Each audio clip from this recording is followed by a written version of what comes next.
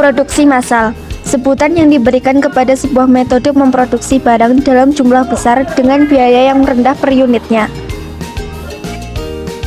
Pengertian: produksi massal merupakan kegiatan memproduksi barang tertentu yang sudah ditentukan standar spesifikasinya dalam jumlah besar melalui serangkaian operasi yang sama dengan produk sebelumnya. Ciri-ciri produksi massal: A. Produk yang dihasilkan perusahaan dalam jumlah besar dengan biaya per unitnya yang rendah. B. Tujuan produksi untuk menguasai pasar. C. Produk dijual di pasar bebas. D. Hampir tidak ada variasi produk, karena semua produk yang dibuat sama. E. Harus ada persediaan untuk memenuhi permintaan pada masa tunggu. Kelebihan dan kekurangan produksi massal. Kelebihan: hemat biaya produksi karena barang dibuat dalam jumlah besar, efisiensi waktu, tingkat keakuratan tinggi dan kecilnya risiko kesalahan manusia dalam memproduksi barang, tingkat produksi cepat.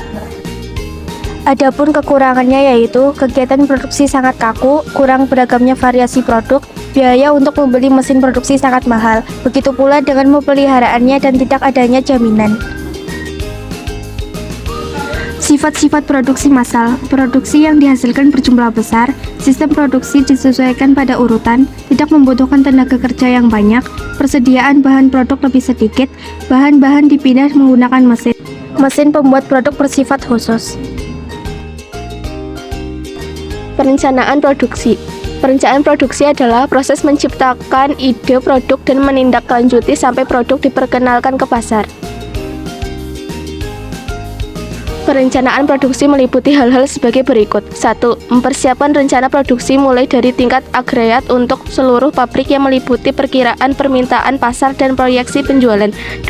Membuat jadwal penyelesaian setiap produk yang diproduksi. 3. Merencanakan produksi dan pengadaan komponen yang dibutuhkan dari luar atau bulk out items dan bahan baku. 4. Menjadwalkan proses operasi setiap order pada stasiun kerja terkait. 5. Menyampaikan jadwal penyelesaian setiap order kepada para pemesan. Tujuan dan fungsi perencanaan produksi. Tujuan: 1. Meminimalkan biaya dan memaksimalkan keuntungan. 2. Meminimalkan adanya perubahan nilai produksi. 3. Meminimalkan perubahan tenaga kerja. Fungsi: 1. Menjamin rencana produksi barang maupun penjualan barang. 2. Mengukur kapasitas produksi yang konsisten terhadap rencana produk. 3. Alat untuk memonitor hasil produksi.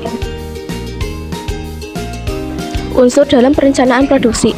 A. Tujuan produksi. B. Pengukuran dan standar produksi. C. Perencanaan merupakan fakta objektif.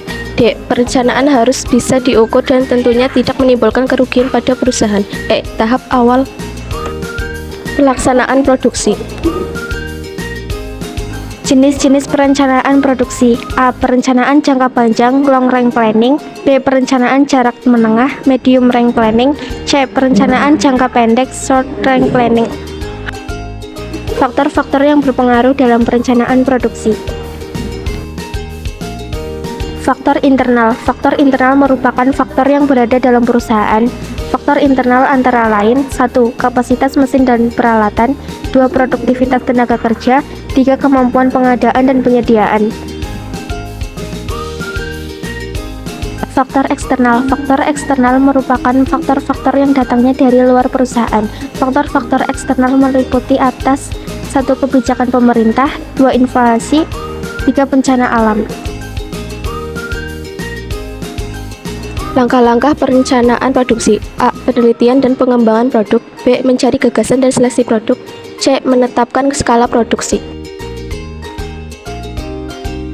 Metode pengamalan dalam perencanaan produksi massal. Peramalan adalah proses untuk memperkirakan berapa kebutuhan di masa mendatang yang meliputi kebutuhan dalam ukuran kuantitas, kualitas, waktu, dan lokasi yang dibutuhkan dalam rangka memenuhi permintaan barang ataupun jasa. Klasifikasi ramalan. 1. Peramalan jangka panjang umumnya 2-10 tahun. 2. Peramalan jangka menengah umumnya 1-24 bulan. 3. Peramalan jangka pendek umumnya 1-5 minggu.